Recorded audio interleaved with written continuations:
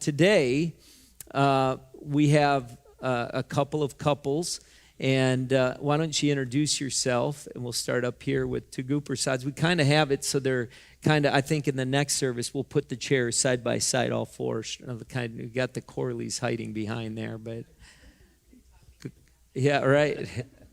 Go ahead. Good morning. My name is Davin, and this is my lovely wife, Bibi. We've been married for over 21 years, and we have 3 beautiful girls. Yeah. And my name is Dan. This is my beautiful wife, Heather. We were married for 24 years, and we have 8 children. Yeah, say that again. How many children? We have 8 children. 8 children. Yeah. He did say that right. We have a couple of families in here with a lot of kids, which is great, right? How many have more than 8 kids? Raise your hand. You got, yeah. Come on, raise your hand proudly. There you go.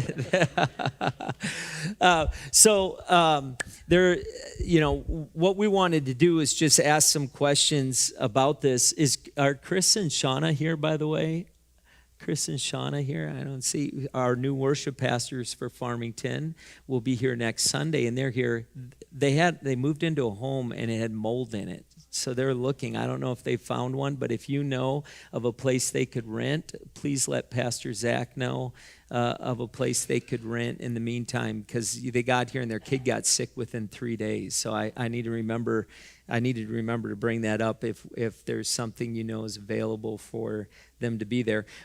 Let's look at the 3 theme verses as we get started. Ephesians 4 says, "Be completely humble and gentle, be patient, bearing with one another in love." You don't have to bear with someone unless they're unbearable. If you're going to bear with them in love, it's because they're difficult, right? Make every effort to keep the unity of the Spirit through the bond of peace. Make this your ambition in Philippians 3 through 4. Do nothing out of selfish ambition or vain conceit. Rather, in humility, value others above yourself, not looking to your own interests, but each of you to the interests of others. How many have found that to be difficult? Are you here today? I know I'm not super high. How many found it be difficult to put other people's interests above your own, right? Yeah, it's pretty tough. 1 Peter 4, 8 through 10 says, "Above all, love each other deeply, because love covers a multitude of sins." You ask any mother that, and they'll tell you that's true.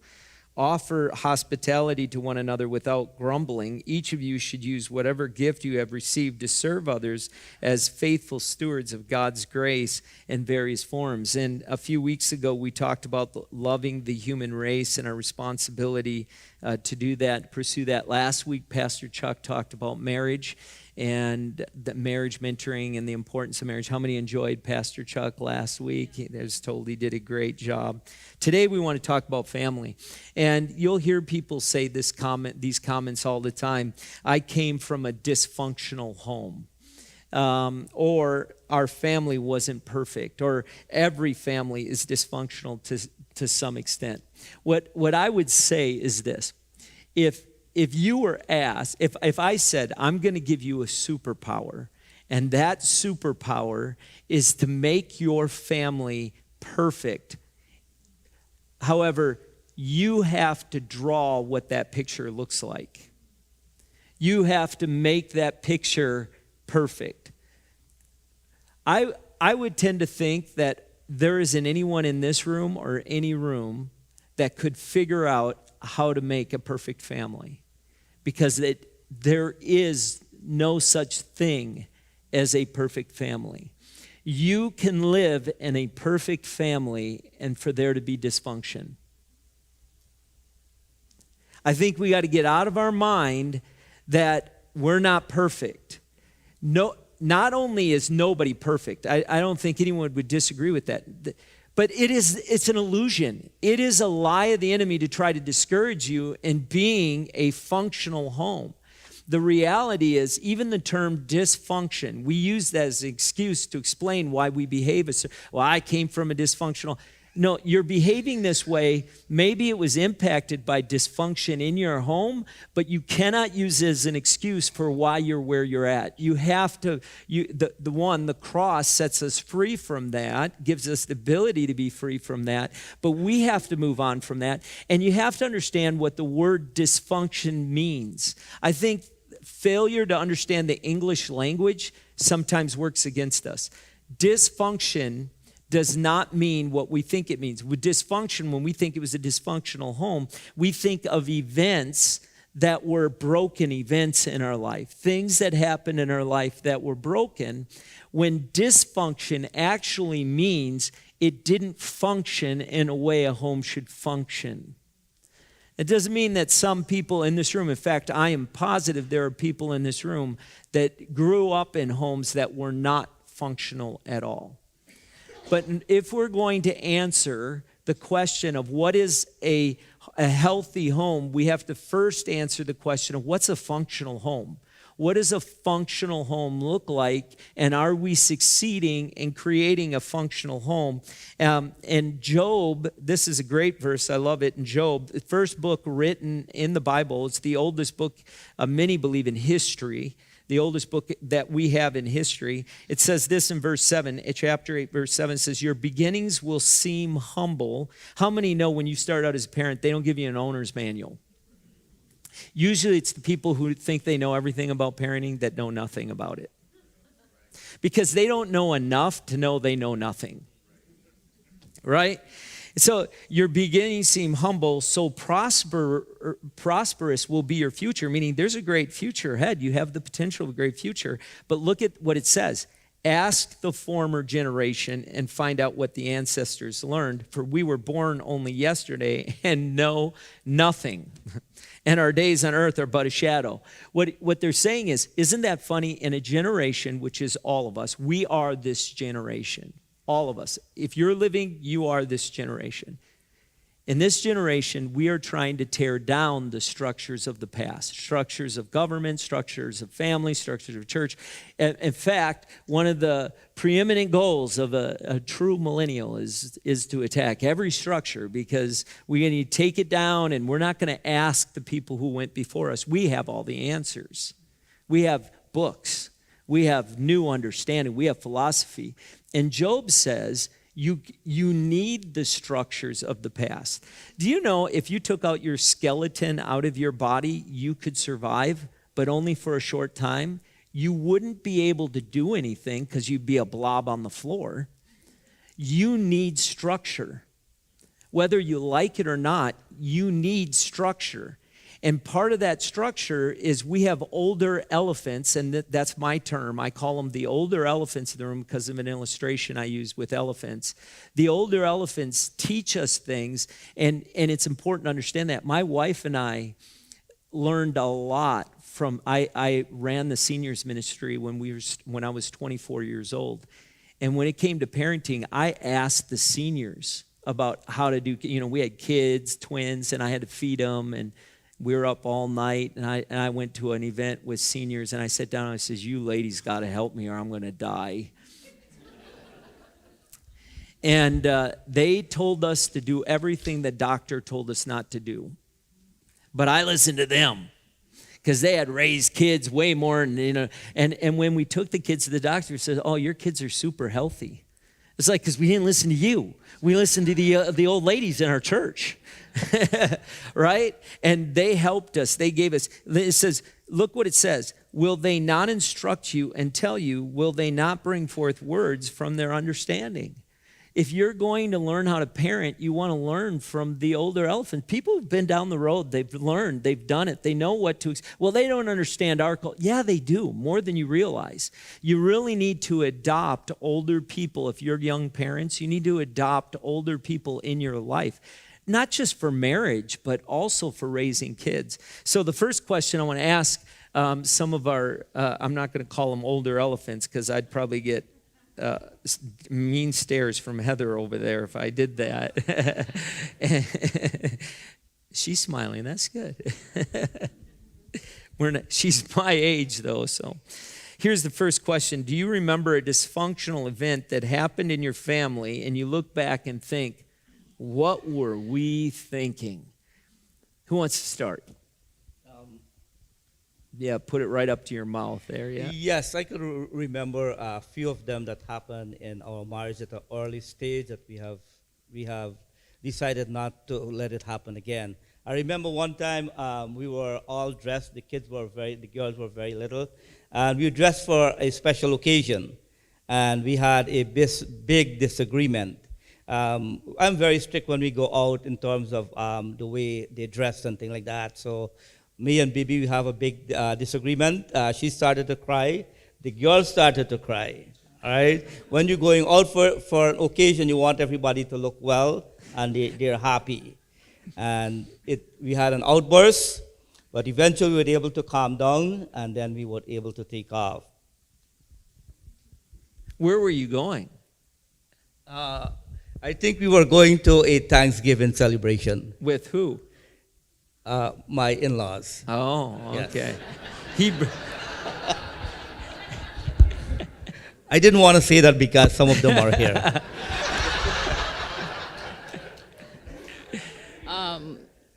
The girls were crying because that was the first time we had a disagreement in front of the kids. And I think that was the last one too. So we usually don't have disagreement in front of the kids. So that was like a big deal.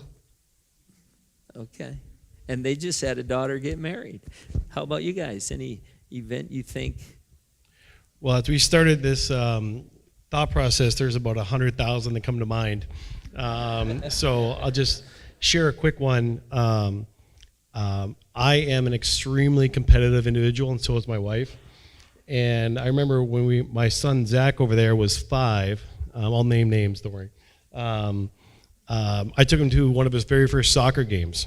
And I'll skip forward to the end of the story. Zach is not a soccer player, but he's a big, strong, fast kid. And so I'm excited for my big, strong, fast son to go out there and just kick some butt. Well, about a minute in, what it looks like to me is he's actually in his mind, even though he's on a soccer field, he's actually in a Super Mario video game because he's jumping from coin to coin to coin to coin. And at one point, he's like pretending to be Superman, flying down the road. And I am just irate because this is like, we're playing sports now, son. It is time to get after it. So as he gets off, I start yelling at him in front of all the parents about wasting my time. If you're not going to play sports to win, you're just wasting my time. And he begins to cry as we get into the car. And so I reach back and I roll down the windows and I take his toys he's playing with because he's trying to comfort himself, and I threw them out the window about wasting my time. So after I got home and I won the Father of the Year award, we drove back. I apologize. We drove back, and I accidentally ran over the toys in the parking lot. But I didn't tell him that. I pretended to drive about 30 feet more ahead, and we looked in the bushes and stuff like that. But yeah, Father of the Year award. Yeah, that's good. Isn't it funny? The statement that you're going to hear me say a lot about parenting is, and you'll see it up on the screen, dysfunctional moments do not make a dysfunctional family. Dysfunctional moments don't make a dysfunctional family. And, those moments happen in life to the best of parents. So if those have happened to you and you've done those and you're like, oh man, you think that was bad what Dan did, or Dovin, you should have heard what I did. We all have stories of dysfunctional moments, right? Because we're human. I would say I grew up in a perfect family because I am who I am because of the family we had, and we had dysfunctional moments. Yeah, but my home was functional. Just because you have dysfunctional moments, your home can still be functional. Right? It can still operate. And one of those, you say, well, what is a functional home? I'm going to give you really, if you all know what function is really in a home. You've heard it if you went to school. It's not even a biblical verse. It's something that is very true in what function is in a home. It's by Maslow's hierarchy of needs. And if you're saying, oh, I think I've heard that, but I don't know what it is, we're going to go through it just very quickly. If you're going to have a functional home, the first thing that needs to happen is the physiological needs have to be met in a home. So if you give them food, a home, shelter, clothing, you give them what's needed for survival, you've accomplished the first function of a functional home. So somebody say, yes. It's a successful home. Our home is functional, at least at the first level, right? So you've succeeded at that level. The second thing is safety. In order for it to be a functional home, there needs to be safety, where they feel like they're not going to die. That when they go to this home, there's protection in this home. They don't get bullied in the home. They feel safe. They can take a breath. They feel like when they go to the home that there's physical safety in the home. And that is extremely important for a child, is to feel physically safe. And this is where I believe in spanking. I don't believe in child abuse. And there is a difference. Some people believe that they're the same. They're not. And in some cases, there is abusing children because of your temper or because of your anger, and not to discipline or disciple. The only time you use it is really to disciple, not to destroy or to harm the child. There is a difference. And if it's child abuse and you're abusive when disciplining, they don't feel safe. If you attack them verbally with your words, they're not feeling safe in the home. And that, if you're providing safety, you've met the second level. The third is there's belonging and love. They believe in their home they belong. Like, this is where I belong.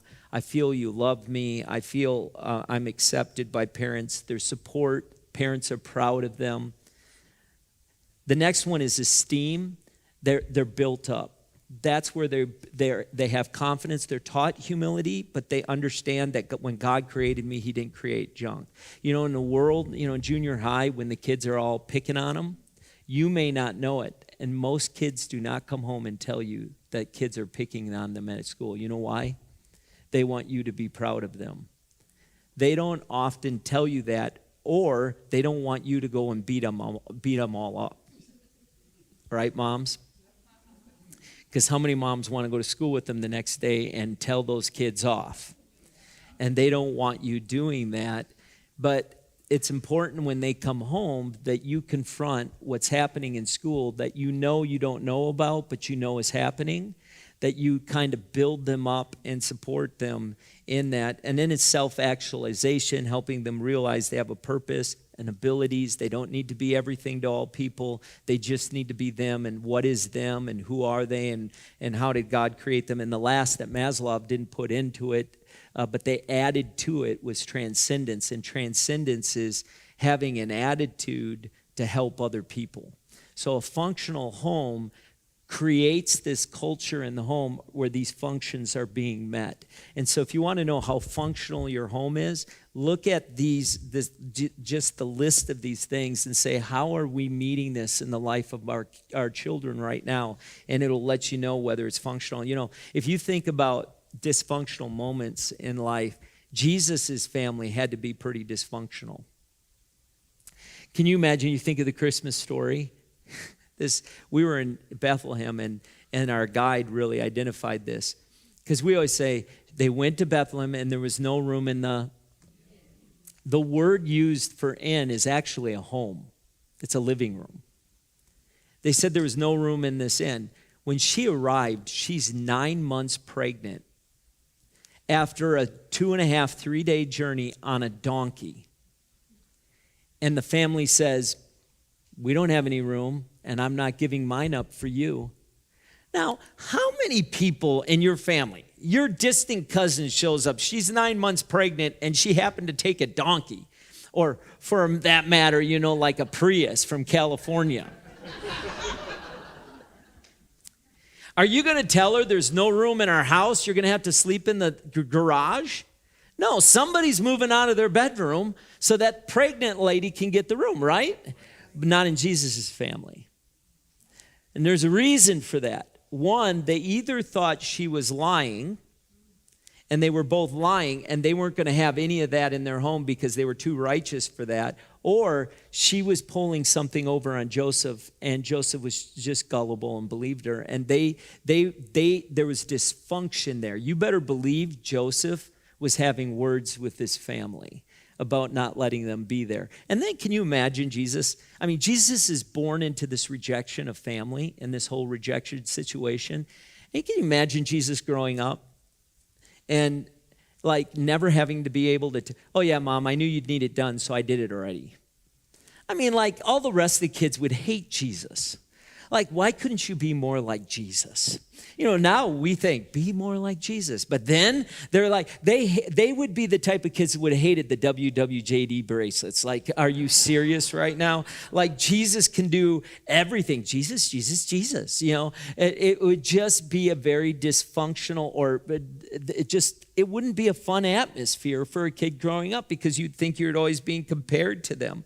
So there's this sense that Jesus understands what that is, right? Jesus understands what that's like. And so don't get hard on yourself about where your family is, but you do need to become more strategic in how you're going to be more functional in your home, because it isn't going to accidentally happen. You're not going to accidentally have a good home. And some of those strategies, and I want to ask the question of the panel in this, things, what are some things you did to protect them from that you protected them from? We didn't have them have sleepovers at friend's house. We usually want to meet the friend's parents first, or their friends come over to our house and sleep over if they want and if they're allowed to. We didn't have them have cell phone. Brittany didn't get a cell phone till like in high school, and late middle school to high school. Then they had cell phones, and they didn't allow to like social media, just text or call. That's all. Mm-hmm. Yeah. What's something else? Heather, did you? Well, we just were really selective on their choices. Like BB said, just with sleepovers, we really tried not to pursue that unless we trusted the people. Movies, TV shows. I mean, even now, movies, I have to go to like Movie Guide or Plugged In movie reviews just to see if there's any inappropriate stuff. Really just don't let them free surf on the TV for hours at end. We also talked to our kids too that if they're ever in a situation where they need to get out of, and they can throw us under the bus as much as they want. If they're like recently, one of my children didn't want to go to something, but they didn't quite know how to say, I can't go. So they were like, Mom, can you please just tell me I can't go to this that's going on next week at this time at this place? And I said, yep, you're forbidden to go. And she's like, thank you. Oh, sorry. She's texted her friends, hey, my mom said I can't go. And I was like, I don't care. That's totally fine with me. Yeah. Dan and I, we tell our kids, if we don't have the password to your cell phone, I'll shut off your bill, like your phone. Like today, you won't have access to it. And I get to see whatever I want, whenever I want. I mean, Caitlin's almost 23 and getting married in 2 weeks. She's the admin at the Apple Valley campus, and I still have access to like everything. I told her, I'm like, you can probably turn it off now. You're almost married. Yeah. What are some things you let them experience? For our girls, we have made a decision to let them go into the public school because we want them to be the salt and the light. I know when they go out there, they're going to experience the real world.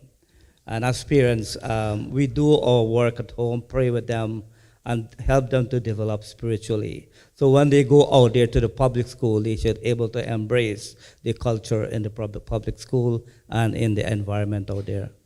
And I'll tell you, we did the opposite. Caitlin went through 6th grade public school, and that was horrendous. So I pulled all my kids out, and I've been homeschooling for 11 years. And they still experience a lot because you can't not. But we decided to feed into them at home and give them the biblical worldview before sending them out. What were some things that you set them up for? that you set them up for to experience? You knew that it would help them. I think Dan has something I want to. Well, I think when our kids were getting older, what we decided to do was for our older ones, we decided to, or we made them when they were, I think, 14, 15 to actually start their own businesses. This was something that we wanted them to get out and experience what that was like to be able to sell yourself, have something that's your own and get out. What my boys did is they walked around to all the neighbors and they collected all the junk that the neighbors wanted to sell, but never got around to it. And then taught our kids how to build a website. They built a website. How do you market? How do you interact? And I'll never forget the first time somebody actually replied, like somebody actually reached out to two of my boys, driving them over to Cub Foods where they were going to sell this thing. I think they may be 14 years old.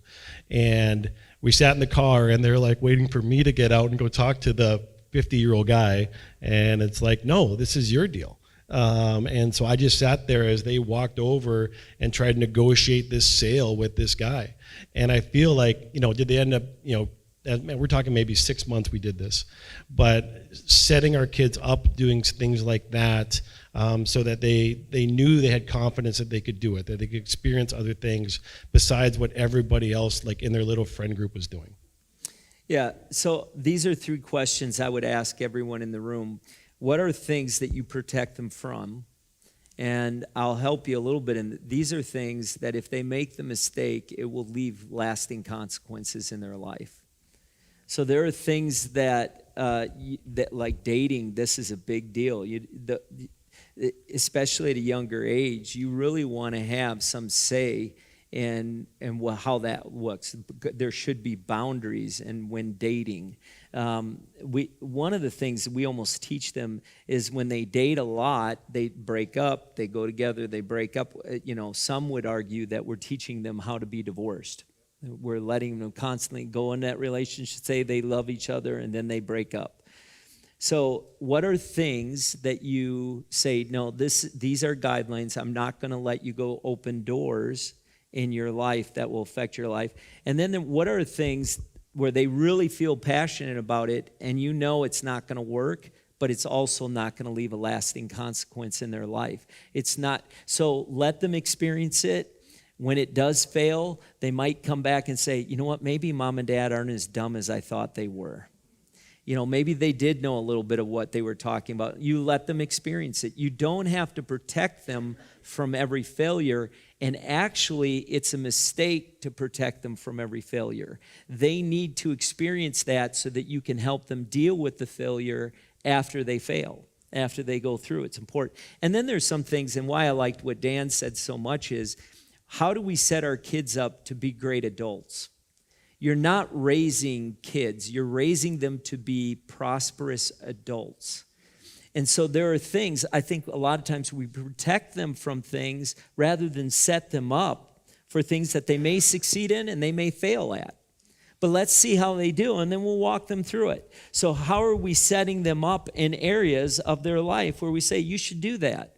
This is something, I'm going to put you in a position to see how you do, and then we'll walk through it and see how it worked. That's called parenting.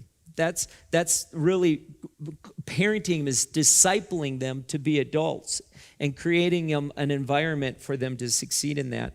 And by the way, there's studies, in fact, I found a number of studies done, where parents relegate responsibility to experts to raise their kids. The kids are less likely to be functional later in life. Parents are the primary source of discipleship in the life of a kid. You're not their friend, you're their parent. That trumps friend, that trumps pastor, that trumps doctor, that trumps every other expert in the world. Experts are there to help you lead your children, to help you to be the voice in the life of your kids. You don't defer to the expert, you listen to the expert. You don't defer to the pastor, you listen to the pastor. You allow that youth pastor to help you with your child, but not be the primary voice of spiritual things in your child's life.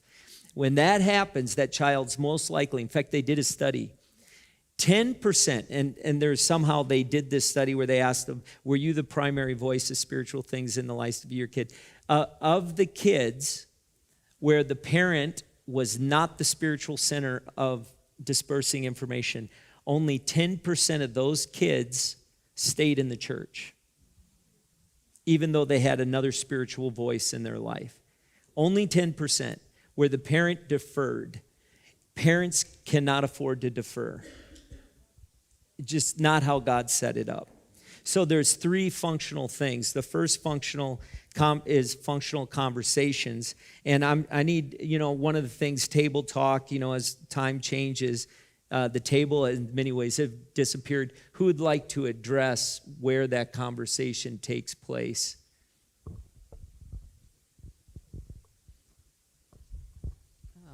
I have to say the living room. We usually sit and chat in our living room. And conversation, we change from one to the next. And then I think up to today, this day, we still have conversations in our living room. And the girls give us update of what's going on with school, their lives, and so on. Was there someone in your family that was pretty quiet? You don't want to embarrass her, do you? Nicole. Nicole is a shy one, yeah. She's the shy one, even in the family. Yes. Yeah. Is she here today? She gets it from me. She gets it from me. How about you guys? So we, we're a sports family, so we spend a lot of time driving back and forth to sporting events. So that's kind of our time where we got them locked into the car. There's no headphones. We might do like music, but we're singing along, just jamming some 70s disco or something like that. But that's our time to connect with our kids. And what's funny is we pick other kids up in the neighborhood and drive. And now that some of my girls, or Lizzie's in high school, her friends will have earbuds on in the car, and it's like they're in their own little world, but like Lizzie and I or my kids, we're just talking, and we use those 20, 30-minute sessions just to really connect. Yeah, it used to be a day where you ate together. Isn't it interesting how even after school, if the kids come over, how food and talking go hand in hand? You should really use food to bring your kids to a center point and then talk to them. Functional conversations are extraordinarily important that we learn to talk to our kids, at not texting them. Maybe text them while they're sitting in front of you that you should have a conversation. But we need to have functional conversations because there's all kinds of conversations that are taking place in our schools all around us, but we need to learn how to communicate with our kids and when to communicate with our kids. And it gets harder after 12. How many have noticed that? From 15 and 16, a term I use a lot is they go behind the moon. And you kind of lose, like they just disconnect at 15, 16. From 12 on, they go into an independent stage where everything they learned from 6 to 12, they're going to that's what they believe, and then now they're going to test it, and they're not really going to communicate with you. So you have to make intentional effort that whenever they want to talk, you put everything aside and you talk.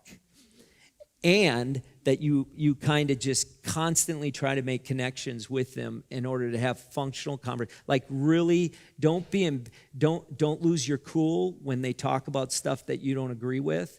Make sure, because you can scare your kids away because you lose your cool. And they want to talk to you, but they don't want to deal with the intensity in which you want to have that conversation. So even when you're stoked, go and say, I got to go use the bathroom, I'll be right back. And go beat up a window or something, and then come back out and have that conversation with them in a calm way. Does that make sense? Because you don't want to shut them down. Here's the second one, is functional family culture. So we need to have functional conversations, then we need to have functional family culture. And how did you establish some of that culture in your home, some of the family culture in your home? In our home, there are certain things that certain principles that we abide daily. For the girls, when they were growing up, the first thing they do in the morning when they get up, they have to make up their bed. They brush their teeth, they take a shower, and then they come downstairs, baby prepare breakfast for them. And these things they have to follow on a daily basis. On school nights, they're not allowed to watch television, Monday through Thursday. So when it comes to Friday, they're very anxious to watch television. So we lay down those principles, and we have family devotion.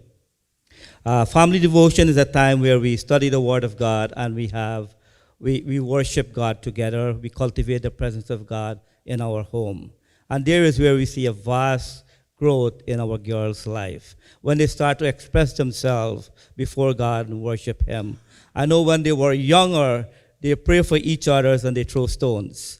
Because if Brittany sees something in Nicole's life, she will pray about that issue in Nicole's life. Nicole will do the same thing, Ashley will do the same thing. But as they grow older and start to worship God, they express, Lord, you are my rock, you are my salvation. And that's what brings joy to our heart. Yeah. I guess I just wanted to reiterate, too, that, Pastor James talks about the family table and that time together, but it doesn't have to be dinner. It can be breakfast. Because my kids are home a lot during the day, we have lunch together. Because most of the time we are running sports. Dan coaches sports, I coach sports, we run an AAU club, and we're gone a lot. So that time can be different. So I just want to encourage you to kind of think that through. Like BB and Dovin, we also established a culture of with our kids that habits are important because you need structure. And getting up in the morning, the kids are expected to get dressed, to eat, brush their hair, brush their teeth, and the very next thing is chores, because like Pastor James said, we're a family unit working together. I'm not their maid. So if you live here, you help, you work. And so that's the expectation. And after the chore, it is, before we start our schoolwork, the first thing is some kind of a devotion. Rather, it's just a simple 5-minute devotion. It's, I have a couple that are getting into 7th grade now, so they kind of have their own plans that they do. So it can be very simple, but our routine, I guess, is kind of similar to BB and Dovin. Right. The Bible says that we bless our kids with generational curses or blessings. And the culture we have in your home, whether it's a culture, if you want a culture of honor, generosity, a life-giving culture, a godly culture, a loving culture, it has to be nurtured. But you're going to get the culture that you invest in. When you see the culture of your home, if you're going to correct the culture, you have to change, one, how you as parents are thinking in that. You have to begin to invest those principles in your kids. Say, hey, kids, this is not who we are. This is not what our family looks like, or the culture of our family. This is who we are. We're generous. We're life-giving, and in order to be life-giving, we're not going to tear people down. We're going to lift people up. But parents, you're the source of culture in your home. Your kids mirror the culture that you're living in. A lot of times we get angry with our kids for mirroring who we are rather than because we want them to be better than we are. And the reality is, if you want them to be better than you are, then you need God's help to change who you are, because we show them what that culture is. The last one is, and time is holding us to this, is functional interaction with the culture. We are in a culture that I think for 50 years ago they could have said the same thing, but we're in a culture that really attacks our biblical beliefs and a moral code. So how did you deal with that, dealing with the culture that you're in? What were some of the things you did to help them to deal with the culture? Because if you're struggling with how you work in this culture, it's even more difficult for your kids who are under the pressure of comparison, wanting to fit in and be accepted. So I didn't grow up in a Christian home. So like family devotions and things like that were difficult for me. But I'm an IT nerd and I'm a coach. So the thing I really love is the whiteboard. So I remember sitting down with our kids, and I would actually draw like whiteboard sessions. I'm laughing as I'm saying it right now, as we draw a line down the middle, and one would be the worldview and our world plan and God's plan. And we would talk through certain situations, like if you decide to go drinking, okay, what's the next step? What can happen? I would draw like a flow chart, and then I'd be like, what is God's plan? What would God want you to do in that situation? Okay, and if you got to this point, what would happen? Trying to get them to process through their mind. It's great. I felt like as an outsider growing up in church, it was just like, God is great, blah, blah, blah, the end. And it's like, so I felt like I had to teach my kids how to process through why God set things up the way that he did. And the only way I knew to do it was on the whiteboard. Those are the kind of things that I think we can laugh about, but actually work. Because it's intentional, and it's part of what discipleship. And when he brought it up, I said, what a great idea of, one, the connection you have with your kids, to kind of respect them and to kind of show them through that. You know, Genesis 7:1 says, the Lord then said to Noah, go into the ark, you and your whole family, because I have found you righteous in this generation. What's interesting, the Lord really spoke to me on this verse. He kind of put this verse in my heart, is build an ark and call it your home. In a culture that's got flooding with immorality and all of the brokenness and the ways of thinking, every family needs an ark. And God protected them from the storms of the world in the ark. And you know, I'm a person that believes you really want them to know what's going on out there, but to then appreciate the structure of the ark, appreciate the protection and that it provides them, the safety, and it becomes functional. Is it perfect? No, because there is no perfect. There's no concept of, but it's functional, right? They didn't live in it after the storm was done, right? But it was functional. So Proverbs 22:6 says this, start children off on the way they should go, and even when they are old, they will not turn from it. Just bringing them to church isn't going to help them. They need an ark where the presence of God dwells. If you think just because you bring them to church, that's a great help, but they need to know the Word of God. They need to know the voice of God. They need parents that show them what it is to live in a world where they serve God and they have, like, there is a structure inside of them that knows God's voice. They make decisions based on that, but they also provide a functional place for that family to dwell and to grow. So what are some lessons to be pursued? I'm going to quickly give them to you. Enjoyment and laughter, not stress and pain. Create an atmosphere where you can laugh and enjoy one another. Identity, not performance. Don't base who they are. Don't call them a liar just because they lied. That's not their identity. That's what they performed, not who they are. This isn't who you are. That's not God's plan. This is who you are. This is your identity. Insulation, not isolation. And this is a mistake I think a lot of parents are making. Rather than walking through the valley of the shadow of death with their kids, they're isolating them from the valley of the shadow of death. They will not be prepared as adults. And I see that. We are so overprotective of the parents. You need to walk with them through the valley of the shadow, through culture. They need to be aware of what's happening when they're ready, and you need to be right next to them and help them understand and process that through their thinking so they understand the destructive and the blessing part of it. So we don't isolate them, we insulate them. Clarity, not confusion about culture. Don't let them just figure it out. Help them walk through it and understand it. And you're saying, well, I don't understand it all. Well, then you go to the Lord and you figure it out together and you talk about it together. And then last, empowered rather than helpless. Empower your kids to become adults so that they don't want to hang out until they're 30 in your basement. And some of your parents are thinking, oh, that's what I want. And that is not good parenting. You don't want your kids to be in your house till they're 30, 35, unless there's an extenuating circumstance where that's required.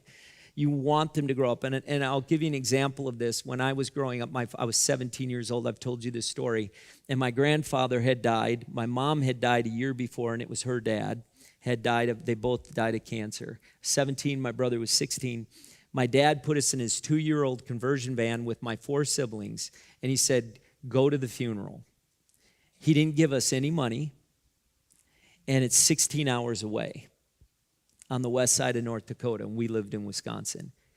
He put his whole family in that van, and to his 17-year-old son said, go to the funeral and pay for it. And us, it was not even an issue. It wasn't even intimidating. It was just like, let's go do it. Yeah, okay, no big deal. But that had been developed in us from the time when we were small kids, where we were empowered and not. But parents today have become so afraid of what might happen because they watched it on the news. And so many bad things have happened around the world that we're now aware of, that we're like, oh, I can't let my kids. And we're literally robbing their capacity. Your kids are much more capable than you give them credit. And you really do need to let them experience some things that no, they're not ready. They're not ready. They are ready. Because when they grow old, they will have far more capacity and they'll be far more equipped than some of the other children where the parents are just hovering and they're guarding. Now, how many of the older elephants in the room would say amen? Because the younger ones are like, I don't know, Pastor. Right? I don't know. That's not what the scientists tell me. Right? But it's what the generation before us has done. And we're seeing the younger, and their capacity isn't near what it was for even the generations before. It just declined. Does that sound good?